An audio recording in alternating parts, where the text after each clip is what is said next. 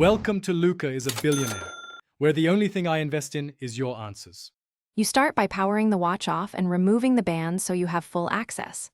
Apply modest heat, 40-50 degrees C, for about 30 to 60 seconds to soften the adhesive. This reduces screen stress. Once done, place a small suction pad near the top edge and lift gently while sliding a thin plastic pick into the seam. You do this slowly to avoid tearing the display cables. Make sure to stop if you feel resistance, then reheat and try a different angle.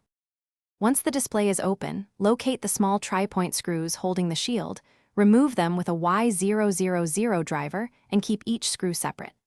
Next, lift the metal shield to expose the battery and display flex connectors. Disconnect the display first, then the battery to avoid shorting. You should use plastic tools and an anti-static mat so you don't damage delicate pads. If connectors stick, wiggle gently rather than pry hard, because tearing a flex cable is a common failure point. You pry the battery up using a thin plastic card and steady pressure, never a metal tool, to avoid puncturing the cell. Pull adhesive strips slowly and evenly. To reassemble, reverse the sequence. Reconnect screen flex, secure shields and screws, then connect the battery last so you can test the display and functions before final sealing. If the watch fails to power, make sure all connectors are fully seated and screws are in the correct positions. Reseat cables and retry, because loose connectors are the usual culprit.